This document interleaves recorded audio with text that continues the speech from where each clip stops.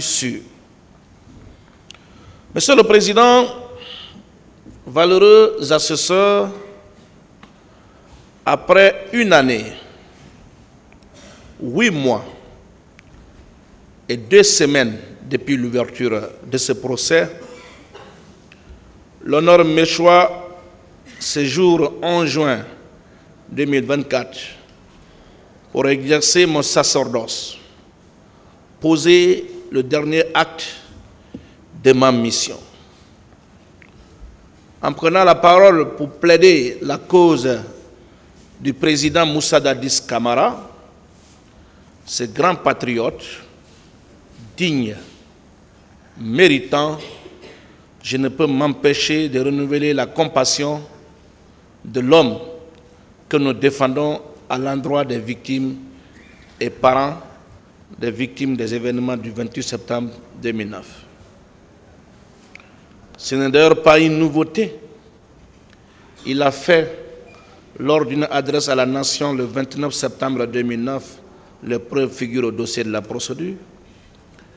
Il a réitéré lors de sa comparution ici à la barre du tribunal de ce siège. Depuis plus de 12 années, il a réclamé à corps et à cri la tenue de ce procès. Maître Samori a souligné hier qu'il est parti jusqu'à écrire de sa propre plume pour demander au ministre Seck Chako d'organiser ce procès pour qu'il vienne définitivement laver son honneur et son intégrité qui ont été souillés par des accusations gratuites. Depuis 1958 jusqu'à nos jours, c'est la première fois qu'une commission d'enquête internationale a été créée et à la demande d'un gouvernement pour venir enquêter sur les crimes reprochés aux forces de défense et de sécurité. C'est le capitaine Moussa Dadis Camara qui l'a fait. L'histoire de ce pays, j'y reviendrai, est jalonnée de violence. On nous a parlé du Kambouaro, des événements de juillet 1984,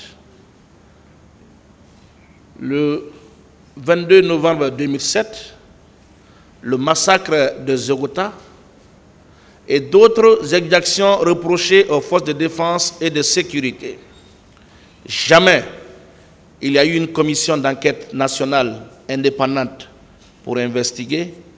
Jamais aucun gouvernement n'a invité ou donné la possibilité aux Nations Unies de venir enquêter.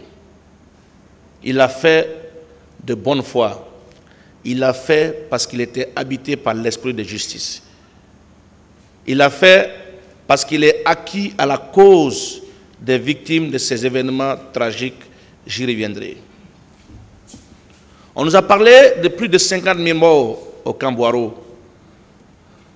Quel gouvernement, après 1984, a permis l'ouverture d'une enquête nationale indépendante, à plus forte raison, une commission d'enquête internationale? C'est le capitaine Moussa Dadis Camara qui a ouvert, n'est-ce pas, cette porte, et j'y reviendrai. Monsieur le Président,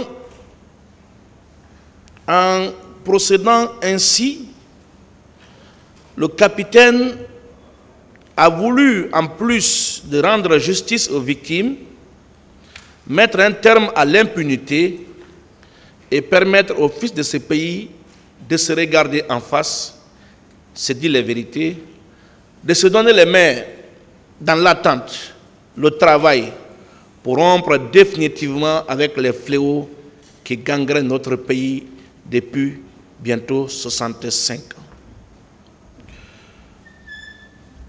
Il est à rappeler, Monsieur le Président, honorables assesseurs, qu'à sa prise du pouvoir, il a lancé un appel à tous les compatriotes exilés qui hésitent à rentrer au pays de bien vouloir rejoindre notre patrie, déployer leurs énergies, leurs intelligences pour développer. Cet appel était sincère. Et des exilés, la plupart sont revenus sans être inquiétés. Monsieur le Président, Messieurs les assesseurs, à la veille de l'ouverture de ce procès, nous avons entendu plein de choses. On a entendu dire que ce procès doit sonner le glas de la fin de l'impunité. Ce procès est une occasion pour unir les Guinéens. Plus jamais ça.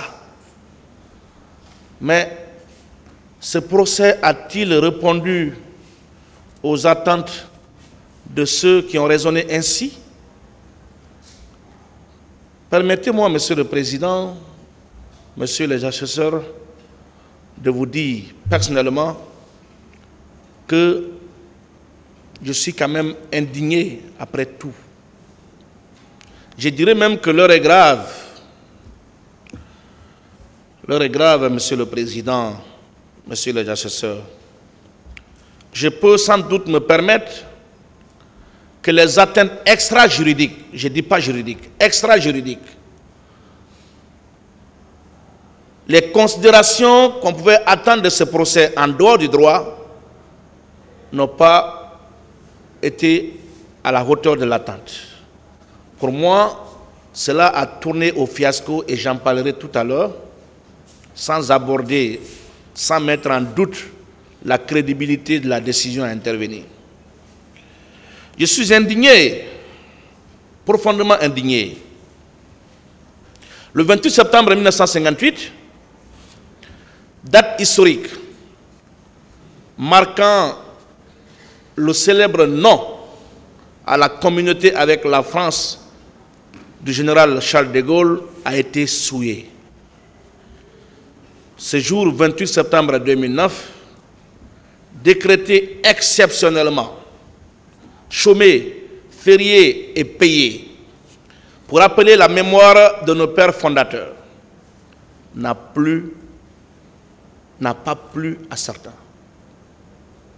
Cette date de fierté nationale, dont des Guinéens se sont glorifiés pendant des lustres, a été polluée par des compatriotes qui n'avaient pour seul but de falsifier notre belle histoire et obtenir à tout prix et par tous les moyens le départ du capitaine Moussa Dadis Camara du pouvoir.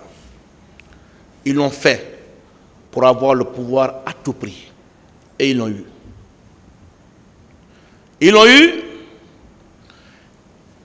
ils en ont usé et abusé jusqu'au 5 septembre 2021.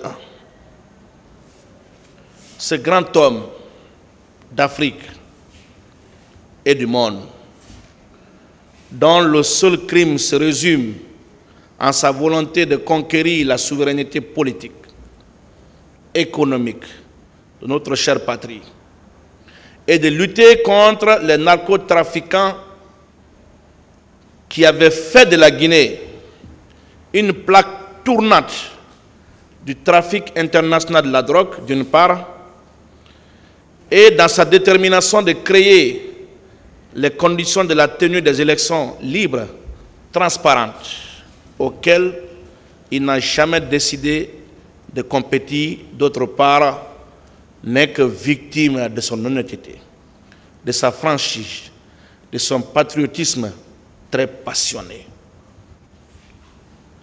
C'est malheureusement cet homme qui, pendant 13 ans, a revendiqué avec véhémence la tenue de ce procès pour venir livrer sa part de vérité et laver son honneur, qui sera arbitrairement arrêté, humilié, conduit sous forte escorte à la maison centrale de Conakry sans aucun titre de détention valable.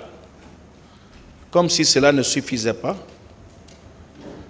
le capitaine Moussa Dadis Camara, ancien chef d'État, je dis bien ancien chef d'État, sera dans des conditions indignes, placé dans une cellule de moins de 9 mètres carrés avec 3 de ses co-accusés.